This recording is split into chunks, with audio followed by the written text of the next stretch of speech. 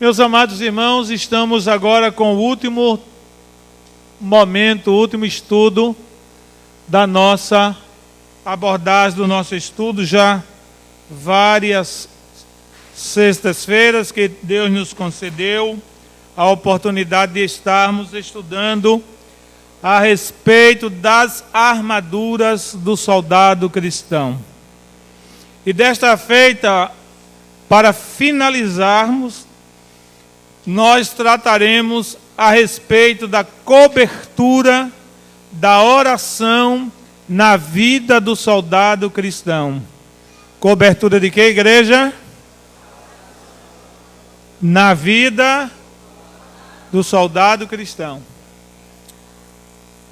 Efésios capítulo 6, versículos 18 a 20.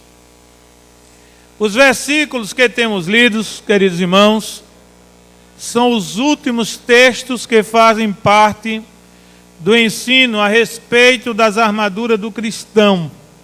Tivemos a oportunidade de estudá-las uma após outra e vimos o quão importantes e necessárias são elas na nossa vida. São armas espirituais, porque Paulo vai dizer que as nossas armas não são carnais, não são carnais, são espirituais, porque os nossos inimigos, eles não são carnais. Os nossos inimigos são espirituais, já aprendemos a respeito disso. E agora temos esses versículos nos quais o apóstolo Paulo enfoca o pedido de oração que ele fez aos crentes de Éfeso em prol da sua vida e do seu ministério. Glória a Deus. Paulo diz: orando em todo tempo com toda oração e súplica no Espírito, e vigiando nisso com toda perseverança e súplica por todos os santos e por mim, para que me seja dada no abrir da minha boca a palavra com confiança, para fazer notório o mistério do Evangelho, pelo qual sou embaixador em cadeias, para que possa falar dele livremente, mesmo ele estando preso, como me convém falar. Quer dizer, Paulo estava envolvido em uma guerra espiritual. Em razão dessa guerra espiritual, ele, na ocasião em que escreveu este livro, não somente este, mas dois outros, ele estava preso, ele estava acorrentado em um cárcere romano. Mas em uma outra parte ele diz: eu estou preso, mas a palavra de Deus não. Amém, irmãos? Quer dizer, Paulo, aos olhos humanos, aos olhos daqueles que o prenderam, que o colocaram em cadeias, ele era um derrotado. Ele era um falido. A ideia do Império Romano, ao aprisionar Paulo em Roma, era a seguinte: agora prendemos o principal propagador do Evangelho, da mensagem dos cristãos. E agora estamos livres, porque preso este líder, que era o maior líder da época dos cristãos, o cristianismo vai se acabar. A mesma coisa as autoridades romanas pensaram a respeito de Jesus quando o viram crucificado e depois morto. Eles entenderam que com a crucificação de Jesus e sua morte e consequente sepultamento, o cristianismo, a mensagem do Cristo, acabaria como ele acabou na cruz. Aparentemente havia acabado na cruz. Mas como as autoridades romanas se equivocaram por ocasião da crucificação de Jesus, as autoridades romanas dos dias de Paulo também se equivocaram, pensando que ao prendê-lo em um cárcere romano, a sua mensagem, a sua doutrina também estaria presa, isto posto o cristianismo não continuaria avançando, porque Paulo foi o seu principal e maior propagador, e agora tudo também terminaria. Só que Paulo, ele não se via como um derrotado, não se via como um prisioneiro qualquer. Ele chega a dizer que é embaixador. Vocês viram aí no texto, irmão?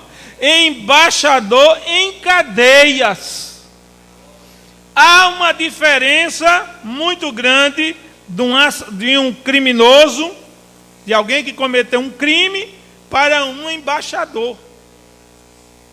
Para o Império Romano, as autoridades romanas, Paulo era um criminoso, um fora da lei, que pregava uma religião diferente daquela da maioria. Mas para ele não era um criminoso, ele era um embaixador. E o que é um embaixador?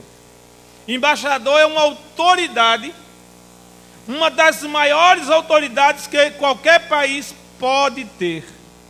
E o embaixador, ele é enviado do seu país para outro país, para ali representar, onde chegar, representar o seu povo.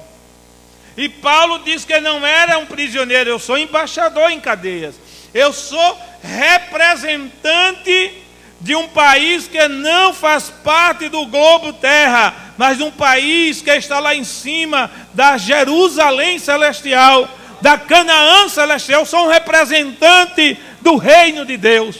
Então há uma grande diferença, glória a Deus, de um criminoso para um embaixador. Louvado seja o nome do Senhor, que vive e reina para sempre. Então, amados irmãos, em razão dessa guerra espiritual, na qual Paulo estava inserido, envolvido, lutando dia e noite, contra inimigos espirituais, que obviamente se utilizavam de inimigos humanos. Não podemos ressalvar essa verdade. Nossos maiores e principais inimigos, eles são espirituais. Nossos maiores inimigos são o que, irmãos? Espirituais. Nós não conseguimos vê-los. Não pense que você vai ver e nem queira ver, porque o bicho é feio. Mas não devemos olvidar que os inimigos espirituais se utilizam de inimigos humanos, de nossos inimigos humanos. Então, por exemplo, você trabalha numa repartição, numa empresa, no comércio, e aquele que está acima de você, vamos dizer, o gerente, quando ele descobre que você é crente, ele passa a lhe desprezar, a lhe humilhar. Satanás, que é o seu maior inimigo, vendo a predisposição dele para lhe odiar, lhe humilhar, lhe perseguir, então incute na mente dele, dessa tal pessoa, um sentimento de ódio bem maior do que aquela pessoa possa ter. Então, Satanás é nosso maior inimigo, mas ele vai usar nossos inimigos humanos para nos perseguir. Pode ser seu pai, pode ser sua mãe, pode ser seu colega de trabalho, pode ser seu vizinho, pode ser um crente carnal, pode ser uma pessoa que está acima de você em superioridade, seu esposo, sua esposa, seu filho, seu pai, pode ser qualquer pessoa. Então, há uma predisposição do ser humano para se deixar usar pelo maligno. E aí, o maligno usa aquela pessoa. Eu nunca me esqueci de um caso que aconteceu na Rússia, e eu li há cerca de uns 20 anos atrás, de um irmão, um evangelista, que expulsou o demônio de uma mulher. E no momento que ele estava expulsando o demônio em nome de Jesus, o demônio disse através da mulher: eu vou sair dela, mas eu vou lhe matar.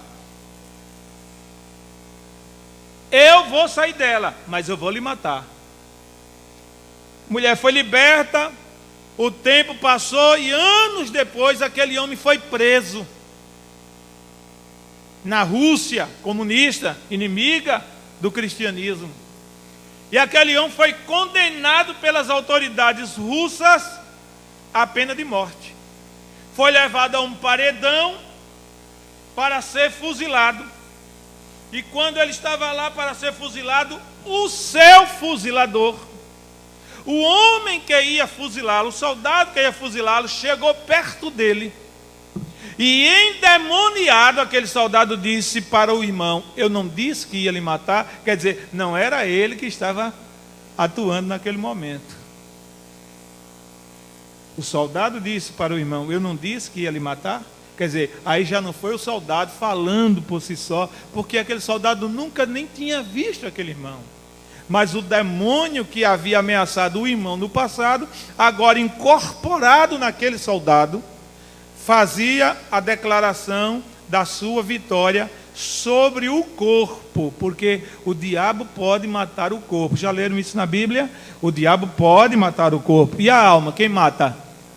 Deus. Deus mata o corpo e mata a alma também, se ele quiser, não é? Então, o irmão morreu, seu corpo, mas sua alma foi ao paraíso. Então, irmãos, os nossos inimigos espirituais se utilizam dos nossos inimigos humanos. Quando alguém fala mal de mim, fala mal de você, critica, ataca, odeia isso e aquilo, essa pessoa está dando legalidade na sua vida de Satanás entrar e se tornar um parceiro dela para nos destruir. Então Paulo vai tratar a respeito disso e nós vamos ver com detalhes o que Paulo vai nos tratar através da palavra de Deus escrita por meio da sua pena. Amém, amados irmãos? Então, a batalha, como tenho enfatizado, é contra inimigos espirituais. E a oração é a cobertura final que complementa a armadura espiritual do crente. Vocês entenderam o que eu disse, irmãos? Entendeu? Quem entenderam? Quem entendeu? A armadura, a oração, é a cobertura final que complementa a armadura espiritual do crente. Nós vimos que a armadura do soldado cristão, ela é composta do cinto da verdade, não é assim, irmãos? Da couraça da justiça, não é isso? Do escudo da fé, do capacete da salvação e da espada do Espírito. Ok, está bem preparado o soldado, mas o Espírito Santo diz para nós ainda: epa, para aí um pouquinho, ainda falta a oração. Ainda há necessidade de orar. Mesmo você munido dessas armas espirituais, você precisa orar. Por quê, pastor? A palavra de Deus, o Espírito Santo, fala a respeito da oração como complemento, como cobertura final do soldado cristão. Porque as armaduras espirituais, elas não são obtidas de outra forma a não ser orando. Você entendeu o que eu disse agora, irmãos? Então a oração é a finalização, ou é o início da busca para você se munir das armas espirituais. Por que Paulo não começou falando sobre a oração? Porque o vinho novo, o vinho melhor é deixado para o final da festa. Amém, irmãos? Amém, irmãos? Glória a Deus. Vamos adiante. Louvado seja o nome do Senhor, que vive e reina para sempre. Leiam aqui em cima, por favor.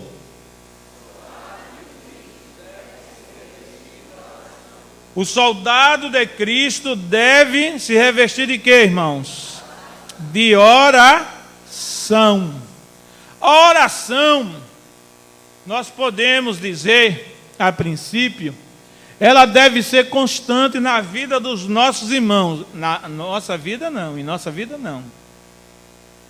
Na vida dos outros. Os outros têm que orar. Eu sou isento de oração. Eu sou um crente já antigo, eu já orei muito, eu já conheço tudo, então eu estou isento da oração. É assim? Não. A oração deve ser constante na vida de todo crente, de todo soldado cristão. E eu pergunto, quem é soldado de Cristo aqui? Amém? Quem é soldado de Cristo? Amém. Glória a Deus. Vamos ler o versículo 18. Vamos repetir a leitura do versículo 18. Paulo diz: orando em todo tempo, com toda oração e súplica no Espírito, e vigiando nisso com toda perseverança e súplica por todos os santos. Então vamos dividir o versículo 18, eu espero que você esteja com a sua Bíblia aberta.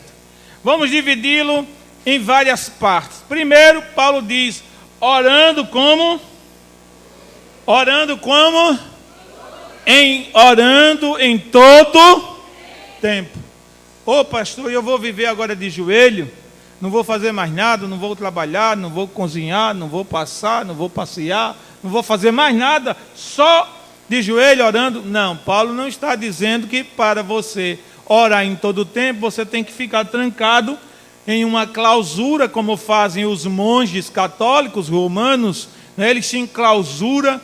No centro de São Paulo tem o mosteiro de São Bento. Lá tem os monges beneditinos. Lá ninguém entra e de lá eles não saem. São vistos de anos em anos pelos seus parentes. Em datas especiais, o parente vai lá visitá-lo num dia do aniversário, num dia de Natal, coisas assim, datas assim. E ele chega lá, abre uma cela para a pessoa chegar, e através de uma grade, a pessoa, o parente, conversa com aquele monge. E eles vivem lá, dizem eles, eu nunca vi, não bota a mão no fogo, né? Dizem que eles ficam trancados em celas, que são chamadas de clausuras, em oração constante. Em oração constante. Reza para São Benedito, que é o patrono deles, reza para não sei quem, reza e reza, é a vida toda rezando. Paulo diz que o crente deve orar em todo o tempo. Orar. Há diferença entre rezar e orar. O que é orar? Orar é um diálogo com Deus. Amém, irmãos? É você abrir o seu coração, é você abrir sua alma para Deus e falar com Deus e ouvi-lo falar. A reza é diferente. A reza é uma oração escrita, repetida, todo dia, toda hora, todo instante, é aquela mesma coisa. Não muda. Então mas também não faz efeito, não surta efeito algum. Louvado seja o nome do Senhor. Orando em todo o tempo. Eu posso estar trabalhando e posso estar orando. Você pode estar estudando e estar orando. Você pode estar dirigindo seu carro ou dentro de um transporte coletivo, um ônibus, um avião, um navio, sei lá o que, e está trabalhando. Pode estar caminhando na rua, está orando. Pode estar em casa, deitado, e está orando, porque orar é ligar a sua mente diretamente com o céu, com o Senhor. Você está em atitude, eu chamo isso atitude de oração. O crente, mesmo não estando em uma atividade devocional ou espiritual, ele pode estar orando. Amém, irmãos? Então, lá na roça, o roceiro pode estar limpando seu mato, sua roça, e orando. O caminhoneiro pode estar dirigindo seu caminhão, sua carreta, seu transporte, e orando. A dona de casa pode estar lavando sua louça e orando. Amém, irmãos? Glória a Deus. O paciente, o doente, lá no leito do hospital, prostrado, mas orando. Um irmão me deu um testemunho há tempos atrás, na verdade foi o ano passado que ele me contou isso. Sua sogra foi acometida de um tumor maligno. Eu tive a oportunidade de visitá-la juntamente com a minha esposa no HU. Não obstante ela não ser daqui da igreja, mas é irmã nossa.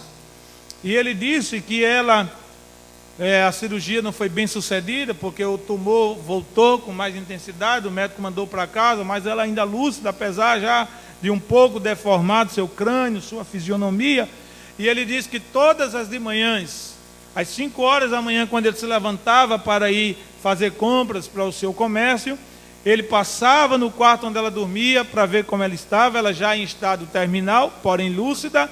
E ele disse: pastor, ela com os olhos fechados, não pôde mais abrir, mas a mão levantada assim, apoiada no travesseiro, em atitude de oração.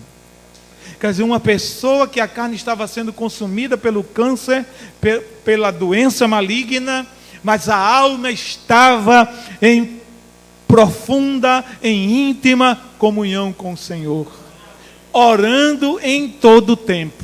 Amém, irmãos? Orando em todo o tempo. Mas Paulo vai mais ainda e ele aprofunda o tema da oração. Aqui oração de guerra. Não é essa oração de guerra que os propagadores, os propagandistas da teologia triunfalista divulga por aí afora, em livros como de Rebecca Brown e outros autores que falam de oração de guerra, e eles criam tanto artifício para oração de guerra, né, que tem muito recurso, menos da Bíblia. Paulo vai falar sobre oração de guerra. Louvado seja o nome do Senhor. E ele vai descrever para nós o que é oração de guerra. Aquela oração que é diferente da oração que você faz cotidianamente, rotineiramente. É diferente daquela oração que você faz ao deitar, ou antes de deitar, ou ao levantar-se, ou na hora das refeições, ou quando você vai sair de casa para uma viagem, ou quando você vai fazer um negócio. A oração de guerra ou de combate contra o inimigo, contra as hostes espirituais, é diferente dessas orações que nós fazemos rotineiramente. É uma oração mais ousada, é uma oração mais direcionada, é uma oração que busca objetivos mais concretos contra o inimigo. Você está me entendendo, irmãos? Amém? Orando em todo o tempo. Está com a Bíblia aberta? Logo em seguida ele diz o quê? Com toda oração, para vencer o inimigo. Precisamos de muita oração. O que foi que eu disse, igreja? Para vencermos o inimigo, precisamos de muita oração. Porque muita oração, muito poder. Pouca oração, pouco poder. Nenhuma oração, nenhum poder. Então é uma regra simples. Muita oração, muito poder. Poder para vencer o adversário. Poder para vencer as astutas ciladas do inimigo. Poder. Com toda oração, ore. Aí eu já oro, pastor. Ore mais. Ore direcionadamente. Ore a oração para fazer o inimigo bater em retirada. Você está sendo perseguido. Você está sendo caluniado. Você está sendo maltratado. Você está sentindo perturbação dentro de sua casa. Ninguém está se entendendo mais dentro do seu lar. Briga de manhã, briga de tarde, briga de noite, briga ao levantar, briga antes de dormir. Sonhos, pesadelos terríveis. Quando você dobra seu joelho, cai panela, falta energia, alguém vem dar um chute, jogam água, sei lá o quê, você sente calafrios. Uma irmã me disse, quando eu dobro meu joelho, pastor, eu parei de orar, pastor. A irmã me disse isso. Parei de orar. Porque todas as vezes que eu dobro meu joelho, eu sinto um negócio chegando por trás de mim. Está repreendido em nome de Jesus Cristo. Toda vez que a irmã vai orar, ela diz, chega um vulto por trás de mim, uma coisa vai me tomando, e eu me levanto logo. Eu disse, minha irmã, perdeu a guerra. Tem que continuar orando e repreender em nome de Jesus.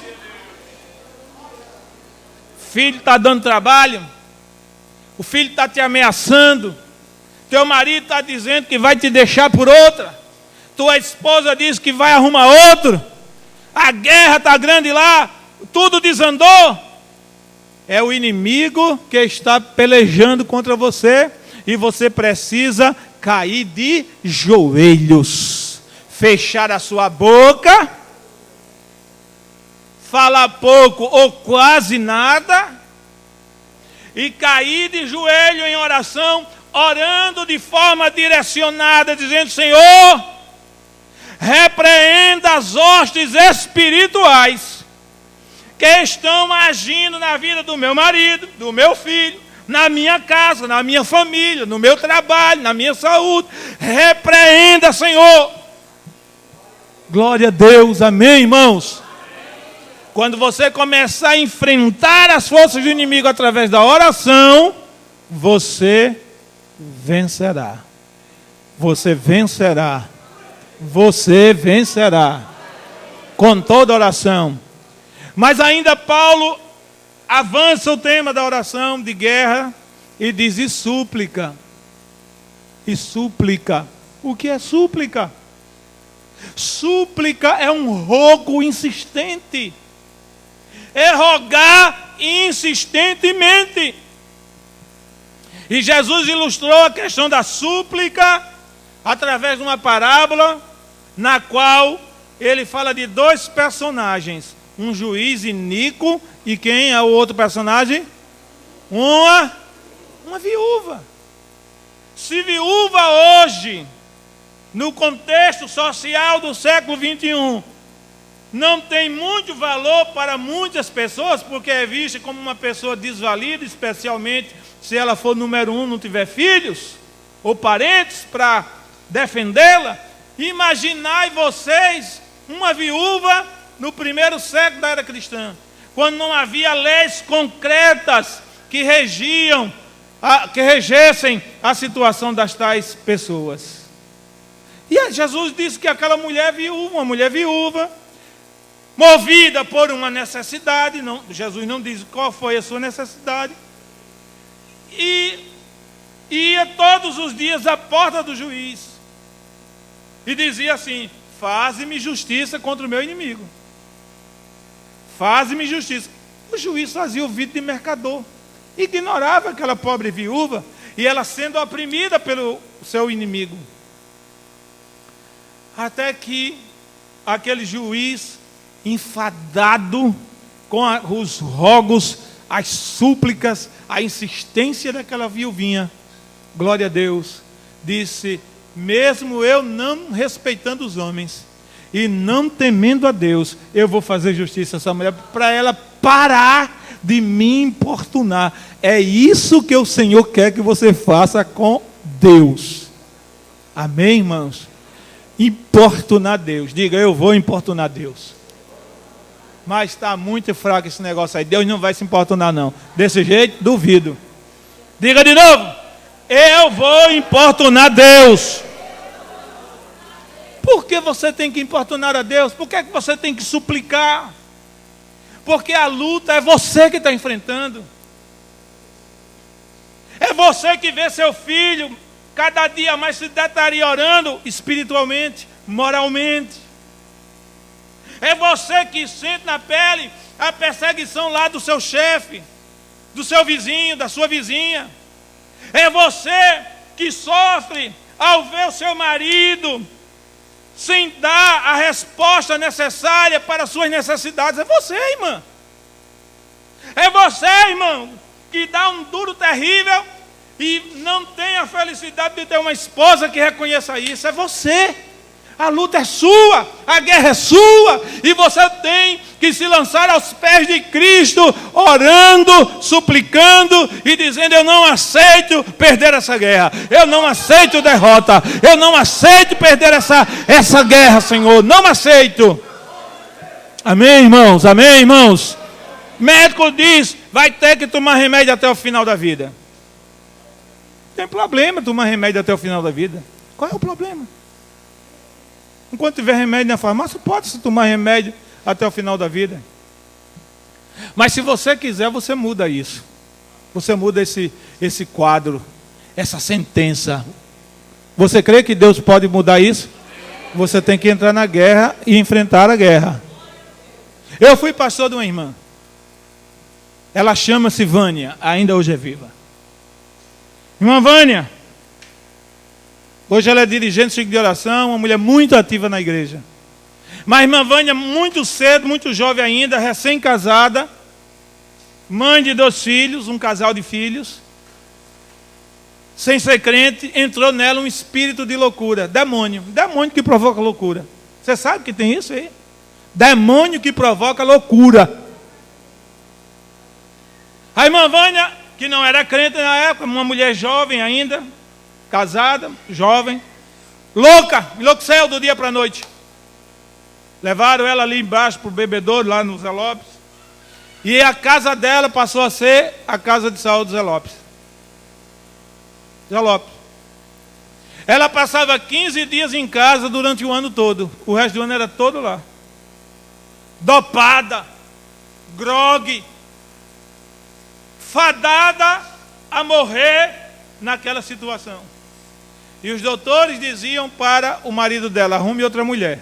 Ele também não era crente, o homem. Arrume outra mulher para criar seus filhos, porque essa daqui não sai mais do zelado. Glória a Deus. Mas aquela irmã, um dia foi abordada dentro da casa de Saúl Zé Lopes por uma irmã que estava evangelizando. E essas visitadoras abençoadas, cadê as visitadoras? Cadê as visitadoras? Vocês, mulheres como vocês. Foram lá, começaram a distribuir folheto, aí entregaram um folheto à irmã Vânia, ela lá, grogue. E uma das irmãs perguntou: quer aceitar Jesus, minha amiga? Ela, sem entender muito, balançou a cabeça. A irmã orou. E a irmã entendeu que aquilo ali nela era um espírito de demônio, um espírito demoníaco, que estava trazendo loucura para ela. E a irmã cheia do Espírito Santo, uma irmã de oração, poderosa em Deus, impôs as mãos com as outras em cima daquela irmã, orou, expulsou o demônio e foram embora. Ela continuou lá do mesmo jeitinho. No outro dia ela já amanheceu melhor. No outro dia melhor, nos dias que passaram melhorando. 15 dias depois, ela já estava falando, conversando normalmente, tranquila. E o doutor disse: dona Vânia, eu vou lhe dar 15 dias para a senhora para casa, que os remédios estão fazendo efeito. Ela disse: eu não volto mais nunca para aqui. Por que a senhora não volta? Porque eu aceitei Jesus, umas irmãs da Assembleia de Deus oraram por mim aqui, e expulsaram o demônio que o seu remédio não conseguiu expulsar. Viu? E eu agora vou sair daqui, você via Jesus. Irmã Vânia já bateu o Brasil todinho.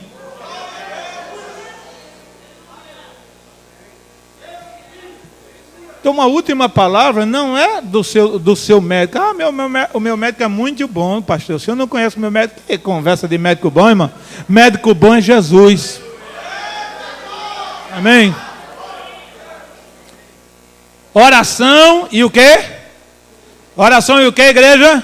Súplica. Suplique, rogue, implore, clame, peça, chore de manhã nos pés do Senhor, chore de tarde, chore de noite, chore, clame, busque, insista, bata, empurre, clame, peça, Deus vai te ouvir. Essa guerra tu vai vencê-la em o nome de Jesus Cristo. Vai vencer. Deus vai te dar direção. Está confusamente, Deus vai te dar direção. É uma guerra. Mas Paulo ainda diz, avançando com o tema: com toda oração e súplica, em que, irmãos? Ou seja, oração e súplica inspirada pelo Espírito Santo. O Espírito Santo é o teu parceiro na oração. O que é que o Espírito Santo é de você? O que é que o Espírito Santo é do crente? Parceiro. Eu não tenho sabido orar, eu não sei orar. Eu já ouvi muitos crentes dizer isso. Chama o Espírito Santo a partir de hoje. Espírito Santo, venha cá orar comigo. Venha cá orar comigo. Põe as palavras necessárias na minha boca. Eu não sei orar. E a Bíblia diz isso. Não é verdade, pastor? A Bíblia diz que nós não sabemos orar como convém. Quem é que sabe orar como convém? Quem é que sabe orar como convém, amados irmãos? Porque oração está na dimensão espiritual. E você e eu estamos na dimensão material. Então, o material invadir o espiritual é um processo que nós sozinhos jamais conseguiremos. E a palavra de Deus nos revela isso, que nós não sabemos orar como convém. Mas Ele quem? Ele quem, igreja? O Espírito Santo nos ajuda a orar. E Ele também ora por nós. E não ora como certas pessoas oram desanimadas, não. Ele ora com gemidos inexprimíveis. Gemidos profundos. Gemidos fortes. Gemidos que tocam o coração de Deus. Eu não sei orar como convém, mas Ele sabe. E Ele entra no processo da oração e me ajuda a orar. E as minhas orações se tornam eficazes. Se tornam eficazes. Porque Paulo vai perguntar: quem conhece a mente do Senhor, senão o Espírito do Senhor? É Ele que conhece a mente de Deus. E é Ele que nos ajuda a orar. Orar com gemidos inexprimíveis. Uma irmã foi aqui em Maceió, há muitos anos atrás, há mais de 30 anos lá, porque eu já ouvi esse testemunho, já está com uns 30 anos, então acho que está com mais de 30 anos isso. Foi aí para a Banda da Lagoa, uma congregação aí para baixo, não sei se foi no Trapiche, no Vergel do Lago, foi para lá.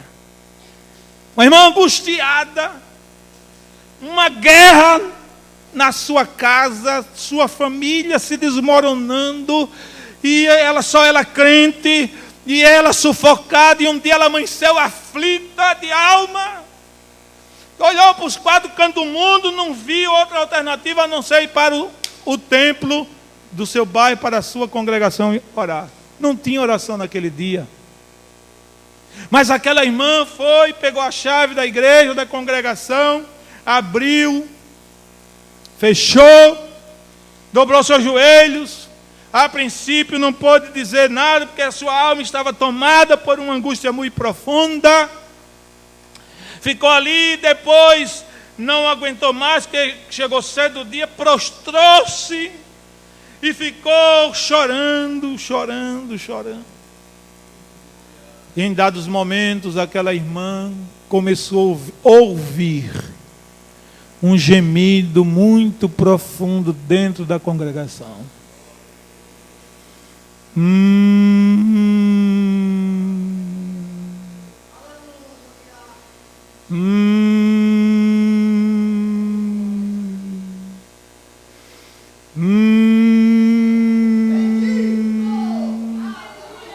Quando a irmã ouviu aquele gemido, ela disse: outra irmã chegou para orar. Outra irmã está orando também. Parece que ela está mais angustiada do que eu. E o gemido foi aumentando de forma que o som do gemido tomou conta. Aí a irmã disse: espera aí, isso não é um gemido natural não. Aí levantou-se e saiu de banca em banca na congregação procurando o gemido, e ele lá ecoando dentro da congregação. E quando ela percebeu, teve a certeza que não tinha mais ninguém ali a não ser ela, o próprio Espírito Santo bradou no seu coração, disse: sou eu que estou intercedendo por ti. A irmã caiu de joelhos e se entregou com toda oração e súplica no Espírito. Peça a ajuda dele. Você já falou, já bateu, já ameaçou, já disse que ia deixar, já disse que não ia deixar mais, já disse que ia embora, já disse que não vai mais, e não muda. Você não está sabendo orar ainda. Peça a ajuda do Espírito Santo. E ele vai adiante e diz: e vigiando nisso com que, irmãos? Vigiando nisso com que, igreja? Fraquinho, está muito fraco. Vigiando nisso.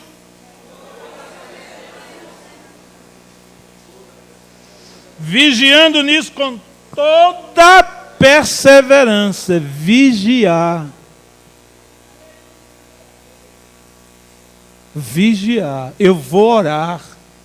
A oração de guerra, de combate, de luta. Eu vou orar. A partir de hoje eu aprendi. Você agora já sabe a receita. vou orar, mas você também tem que vigiar. É o que o Espírito Santo diz. Vigiar nesse processo de oração, de súplica, de busca, de guerra espiritual, para o inimigo não lhe enganar, lhe tirando do foco da oração.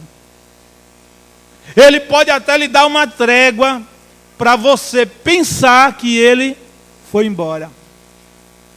Estão lembrados da história do menino que eu conto aqui, né? Eu contei essa história aqui.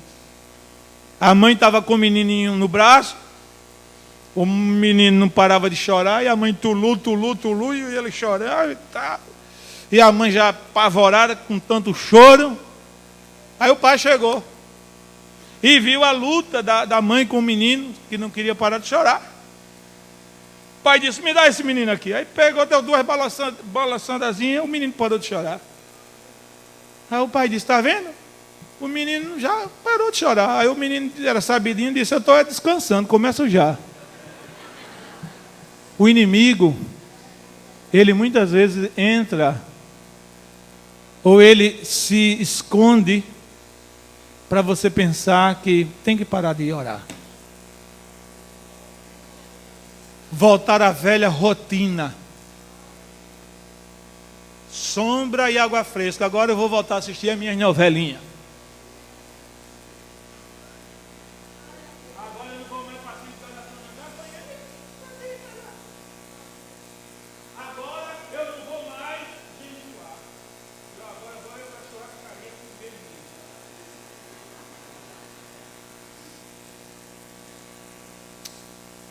Não faça isso. Enquanto o Espírito Santo não testificar no seu coração que você venceu aquela guerra, não pare de orar, não pare de suplicar, não pare de interceder, não pare de guerrear contra o inimigo. Amém, irmãos? Um certo rei de Israel, que agora me foge o nome dele, venceu uma batalha e pensou que tinha vencido a guerra. Vencer a batalha é uma coisa, vencer a guerra é outra, porque uma guerra é feita de várias batalhas. Então um certo rei de Israel venceu uma batalha e voltou e ficou descuidado. Só que diz o texto bíblico que um ano depois o inimigo daquele rei de Israel arregimentou um número bem maior de pessoas e voltou com toda a intensidade. Só pare de orar quando o Espírito Santo sinalizar, ei, venceu já venceste, pode parar. Para essa pare, você já venceu. Enquanto o Espírito Santo não sinalizar, não dê descanso aos seus joelhos, não dê descanso aos seus lábios, não dê descanso às suas mãos, levantando-as diante de Deus. Não dê descanso à sua alma, enquanto você não sentir que venceu. Está fechada a porta. É guerra, é ataque, é luta. Os adversários chegam com suas garras e suas presas ferozes e cruéis. Glória a Jesus. Ao redor de ti tem um muro de fogo. Deus tem te guardado, mas é porque tu tens orado. Continua orando. Quando o teu inimigo for enterrado, tu diz que venceu a guerra. E vigiando nisso com todo o quê? Não pare. Por isso que eu disse, perseverança. A Bíblia diz, e súplica por todos os santos. Por quê? Porque o apóstolo Pedro vai dizer que aquilo que eu e você estamos passando hoje, muitos outros santos estão passando na face da terra. Ei, tire o foco só da sua vida. Tire o foco só das suas lutas. Não pense que você é o pior crente que tem. Não pense que você é que está enfrentando a maior luta. Não pense que sua família é a mais problemática. Não pense que você tem que orar só por sua vida e pelos seus. Não seja egoísta a este ponto. Ore por você que sofre. Ore pela sua família. Ore pela sua saúde, ore pelo seu trabalho. Ore, mas ore também por outros santos. Ore por outras pessoas. Se alguém lhe pedir fizer um pedido de oração, não esqueça de orar por aquele pedido de oração. A oração de um justo pode o quê, irmãos? Pode quanto? Muito em seus efeitos. Amém? Que pena que nós temos tanta coisa ainda para ver sobre isso. E o tempo já esgotou. Mas eu vou terminar pelo menos esse primeiro tópico que está aqui e a gente prossegue na próxima sexta. Eu não tenho pressa de estudar a Bíblia, porque a Bíblia é um alimento. E a gente tem que comer devagarinho, porque é um alimento tão bom. Ninguém aqui está com pressa de sair agoniado, né? Tem alguém apressado? Olha, o senhor tem carro, por isso que o senhor está dizendo isso. Pode ser que alguém esteja aqui apressado, dizendo, meu Deus, termine logo, já vou terminar. Vamos partir aqui para o segundo tópico. Leiam, por favor.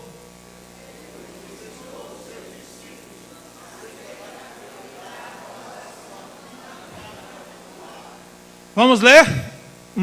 Marcos, capítulo 14, versículo 38. Glória a Deus. Vigiai e orai, para que não entreis em tentação. O espírito, na verdade, está pronto, mas a carne é o quê? Toda criança que frequenta a escola dominical sabe de qual salteado este versículo. Jesus ensinou aos seus discípulos através deste texto, e não somente deste, mas de muitos outros, que nós, os discípulos, devemos dar prioridade na oração, na vida particular. A criança precisa orar. Por isso que nós criamos o ciclo de oração das crianças. E eu pergunto aos pais que aqui estão, e não quero que nenhum me responda. Responda com consciência. Você está trazendo o seu filhinho para o ciclo de oração das crianças? Estás trazendo o teu filhinho para cá? Tem um tempo não para isso, pastor. Tem não?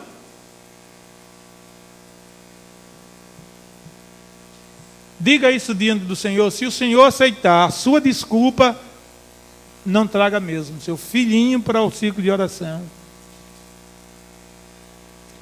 Não, mas meu filhinho é tão bobinho ainda, pastor. Deixa ele crescer mais. Quando ele crescer mais, ele não vai ter o hábito da oração e não vai querer vir. Ensine seu filhinho, sua filhinha a orar a partir de hoje. Na verdade, ele precisa aprender a orar ainda quando estiver no ventre, quando está no ventre da mãe. A mãe tem que colocar a mão em cima do barrigão e dizer assim, meu filhinho, minha filhinha, mamãe vai orar por você agora. Vamos orar com mamãe. Ele está lá. Você pensa que isso não vai ficar guardado na mente dele? Não vai. É comprovado cientificamente. Mas para você trazer o seu filhinho para cá, você precisa também gostar de orar. Porque os nossos filhos são um reflexo daquilo que nós somos. Se meus filhos me veem orando, eles vão querer orar. Ou pelo menos vão ficar incomodados. Traga seus filhos para a oração. Incentive seus adolescentes a vir para a oração, seus jovens a vir para a oração. Criamos o ciclo de oração da mocidade. Para quê? Para os jovens orar. Porque os jovens da atualidade, salvo algumas exceções, não estão querendo mais orar. Eu fui crente com 15 anos de idade. Todo mundo aqui que já ouviu essa história sabe disso. 15 anos de idade. Ninguém na minha casa era crente, muito pelo contrário, eram inimigos. Porque minha mãe me ameaçava e dizia, na minha família nunca teve esse povo. E ela dizia esse povo com desdém. Meu filho, esse povo que você se meteu agora no meio dele não presta. É um povo ruim, é um povo do mal. Nossa Senhora está triste, como você está derramando lágrimas. Glória a Jesus. Um dia ela chegou para mim, eu já estava deitado, já tinha orado, ela disse: hoje, bichinho, me lembro. Hoje, bichinho, eu vou rezar o credo apressado nas tuas costas. Vou rezar o credo apressado nas tuas costas. Tu vai amanhecer o dia, tu não vai querer mais saber desse negócio de crente. Eu não sei se ela rezou lá o credo dela. Eu sei que ela hoje é crente. Amém? Ninguém na minha casa era crente. Mas um dia, em um culto, eu ouvi uma pergunta que me incomodou. A pergunta que o pastor fez foi a seguinte: jovem, eu tinha 15 anos. Jovem, quanto tempo você ora por dia em sua casa? Aí foi um tapa com luva de pelica que o Espírito Santo me deu. E na hora, a minha consciência respondeu e me disse: nenhum minuto por dia. Jovem, continuou o pastor, faça um voto a Deus, para a partir de hoje começar a orar, pelo menos 5 minutos por dia. Eu segurei a palavra. Comecei a orar 5 minutos por dia. Era novo convertido. Depois aumentei para 10, porque eu fui tomando gosto. Depois para 20 minutos. Depois para meia hora. Depois para 1 hora. E fiquei ali em cima de 1 hora, todo dia, todo dia, todo dia, todo dia, todo dia. E deixe-me dizer uma verdade para vocês. O efeito daquelas orações feitas na minha adolescência, ainda hoje eu desfruto dela. Oração, o tempo não apaga não. O que foi que eu disse? Não apaga. Não apaga. Eu vou parar de orar, não vejo resultado. Não pare de orar. Suas orações têm grande valor diante de Deus e elas darão resultado. Amém, irmãos? Amém. Glória a Deus. Ore a esposa. Ore o marido. Ore os filhos. Ore a família. Oremos. Façamos do nosso lar, da nossa casa, um lugar de oração. Tenhamos o nosso altar particular, o nosso cantinho de oração. Eu tenho o meu cantinho de oração em casa. Minha esposa e minha filha estão aqui, sabem disso. Eu tenho o meu cantinho de oração. Glória a Deus. Faça um cantinho de oração, crie lá o seu cantinho de oração, se ainda não tem. E ore, e ore, e ore, e ore. Uma irmã orou 50 anos pela conversão dos seus filhos, todos desviados. Ela orou 50 anos. E ao longo dos 50 anos, ela só orava em um só lugar, no quarto dela, debruçada sobre a sua cama, no pé da cama. E o chão de piso comum foi criando 2 barrocas do joelho daquela irmã. A terra foi sendo consumida pelos joelhos dela. Os joelhos dela eram como joelhos de cabra. Eu alcancei em uma Assembleia de Deus que as irmãs tinham joelhos de cabra. Quem se lembra desse tempo? Poucos, né? Eu alcancei o tempo que as irmãs eram chamadas de joelhos de cabra, porque eram 2 calombão pretos nos seus joelhos. Não tinha novela, não tinha Globo, não tinha essas misérias que tem aí. Então as irmãs faziam as coisas apressadas de quarto. Quantas e quantas panelas de feijão, de arroz, de macarrão, não sei de que queimava. A irmã entrava para orar 1 minutinho e mergulhava na oração e as panelas pegavam, era fogo, queimava tudo, virava lá um torrão. Glória a Jesus. Louvado seja o nome do Senhor. A irmã orou 50 anos. Ao cabo de 50 anos de oração, ela já velha, cabelo branco, morreu. E de todos os filhos que estavam desviados, só um que não voltou para Jesus. No dia do seu sepultamento, todos estavam ao redor do seu caixão, inclusive aquele moço que ainda se encontrava desviado. E ali o pastor que fez a cerimônia disse: esta irmã que agora descansa no Senhor, orou 50 anos pela conversão dos seus filhos. Fez a cerimônia, terminou, e os seus irmãos, os irmãos daquele moço chamaram ele e disseram: vamos lá no quarto de mamãe, olhar o local onde ela orava. Eles sabiam lá dos buraquinhos, das duas barrocas. E aí disseram: olha, as barrocas aqui dos joelhos da nossa mãe. Nossa mãe orou tanto por nós, 50 anos de oração. Todos nós voltamos e só você continua sem se voltar para o Senhor. Os joelhos delas foram descascados aqui por nós. E aí aquele moço disse: minha mãe orou 50 anos por mim. E o trabalho dela não vai ser perdido. Aí no local do joelho da mãe, ele dobrou o joelho e disse para os seus irmãos: orem por mim, eu quero voltar para Jesus.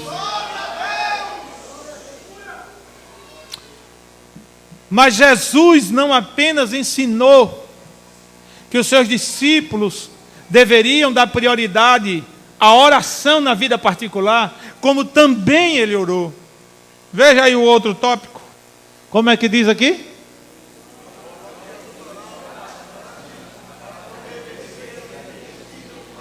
Abra sua Bíblia, já vamos encerrar. Lucas 5:16. Porém, ele, Jesus, retirava-se para os desertos. E ali fazia o que, irmãos? E ali fazia o que, igreja do Senhor? Orava. Ele não apenas ensinava os outros a orar, mas ele orava. E em vários momentos do ministério de Jesus, da sua vida pessoal, ele orou. Em Mateus 14:23, diz a Bíblia que ele orava no monte. Ele subia para o monte e ficava lá orando. Lá em cima no monte. Hoje não é necessário, não é obrigatório ir orar em monte, porque temos igreja. Tem irmão que eu não vejo orando na igreja, mas a conversa dele é que vai orar no monte. Ah, eu vou para o monte. Como se o monte tivesse virtude. Terra e mato tivesse virtude. Terra e mato não tem virtude não, irmão. Isso é infantilidade espiritual. O crente que tem essa ideia de que oração só vale se for no monte, depois aparece um monte de problemas. Que vai homem casado, moça solteira, mulher casada, rapaz solteiro, é aquela mistura ali, ó. Vamos para o monte. Pensando alguns que todo mundo que vai para monte é espiritual. Não é não. Tem gente que vai para monte com segundas intenções, querendo explorar o escurinho do cinema. Não precisa orar no monte. Jesus orou, ele orou porque não tinha naquele tempo igreja. E o monte, ele sempre estava nos montes, e era uma prática comum dele para orar, para descansar, para ensinar. Ele também orava cedo do dia. Marcos capítulo 1, versículo 35. Logo cedo de manhã, diz o evangelista, antes do dia raiar, ele estava de joelhos. Ele orava também a noite toda. Lucas capítulo 6, versículo 12. Estamos pontuando a vida de oração de Jesus. Ele orava a noite toda. Uma noite de oração equivale a um mês de vitória. Você não diz amém não, irmão? Uma noite de oração. Ali no pé do muro, como se costuma dizer. Louvado seja o nome do Senhor para sempre. De manhã, a carne está fraca, tremendo, mas o espírito está forte. Pode aparecer o que aparecer. No Rio de Janeiro, um evangelista passou a noite numa vigília E ao amanhecer, 5 horas da manhã, a vigília terminou, ele botou a sua Bíblia e a sua harpa dentro da pasta e rumou de pé para a sua casa, que não ficava muito longe. No percurso, tinha uns elementos parados assim, passaram a noite na bagaceira, e viram o irmão com a pasta, entenderam eles que aquela pasta, na pasta tinha dinheiro, ele não sabia que era um crente ali. E gritaram para o moço, para o irmão: epa, para aí. O irmão parou. Os 3 se dirigiram ao irmão, disseram: abra a pasta. O irmão disse: não tenho dinheiro. Ele disse: abra a pasta. O irmão abriu a pasta. Quando eles viram a Bíblia e a harpa do irmão, disseram: ah, você é crente, né? Nós não íamos lhe matar não, mas você é crente, você vai morrer agora. Dobra os joelhos. Ó, irmão, tudo está dando errado para o crente. Mas na hora que ele dobrar os joelhos, a derrota dele foi porque ele pediu para o irmão dobrar o joelho. Dobra o joelho. O bandido não tem esse costume, né? Dizer, mandar dobrar o joelho para dar o tiro na nuca. Dobra o joelho. Aí o irmão disse: agora mesmo. O irmão tinha passado a noite de joelho. Dobrou os joelhos. Quando o indivíduo ia tirar, o irmão disse: espera aí, deixa eu fazer logo a última oração. Outro erro deles. Porque quando o crente ora, a oração move a mão que move o mundo. Amém, irmãos? Quantos creem? A oração move a mão daquele que move o mundo. O irmão dobrou o joelho e disse: Senhor Jesus, aqui está a minha vida na tua presença. Fez a oração. Quando terminou de orar, de olhos fechados, disse: pronto!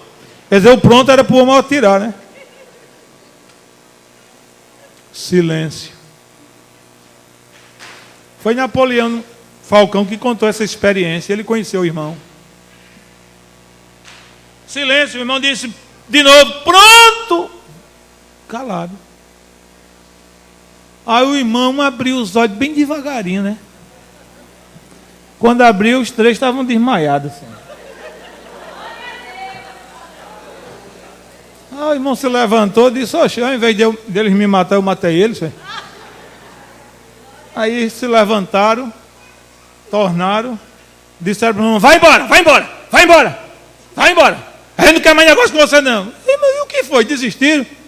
Na hora que que eu ia tirar o que ia tirar, eu ia tirar em você, uma coisa me tomou, me dominou. Os outros disseram: a gente também, fomos dominados aqui por uma coisa, como uns braços, um negócio, e passou uma rasteira em nós, e a gente caiu aqui, estamos tudo fraco. Vai embora, crente. Jesus orava a noite toda. Eu choro a noite toda de amargura. Acabe com essa história de chorar a noite toda de amargura. Muda esse disco. Vai começar a orar a noite toda. Vai começar a orar a noite toda. Eu vou dormir chorando. Eu não tenho mais sossego. Acaba, vira esse disco. Vai começar a passar a noite todinha lá de joelho. De joelho é melhor. De joelho é melhor. Na alegria ou na dor, sempre orando ao Senhor. De joelho é melhor.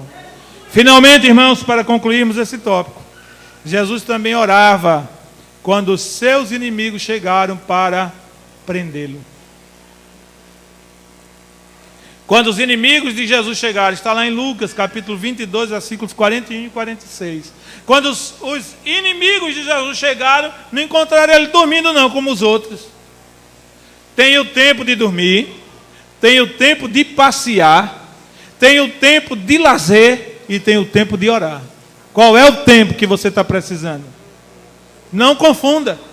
No tempo da oração, eu vou passear para desaparecer a cabeça, acaba com isso. Vai orar. Desaparecer é depois, quando você estiver de posse de vitória. Amém? Amém? Os inimigos chegaram, Jesus estava orando.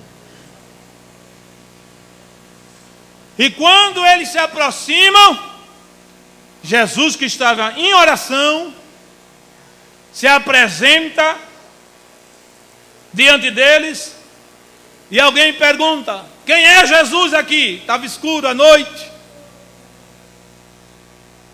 não dava para reconhecer quem era quem. Então os inimigos de Jesus, aqueles que vinham, foram para lhe prender. Quem é Jesus? O Senhor deu um passo à frente e disse: sou eu! O que é que aconteceu quando Jesus disse: sou eu? O que foi que aconteceu? Caíram por terra. Porque não tem quem resista a um crente que ora. Amém? Louvado seja o nome do Senhor. Fique de pé. Glória a Deus.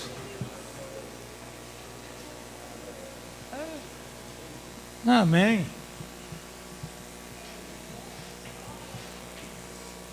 Primeiro tópico. O soldado de Cristo deve o quê? Deve o quê, irmãos? Se revestir da oração. Tem um hino que diz: ponha meu nome na oração. Até aí tudo bem. Fale a Jesus Cristo em meu lugar. Errado. Já ouviram assim, né? Ponha meu nome na oração. Fale a Jesus Cristo em meu lugar. Peça para Ele me socorrer. Jesus responderá. Está errado. É a mesma história daquele outro hino. Segura na mão de Deus e vai. Nada disso. Se você segurar na mão de Deus, você vai cansar e vai soltar-se. Mas se Ele segurar na sua... Amém? Amém. Glória a Deus. Não precisa ninguém falar por você ao Senhor. Você mesma. Você mesmo é quem falará. É quem pode falar e quem deve falar. Contar ao Senhor toda a sua história. Amém?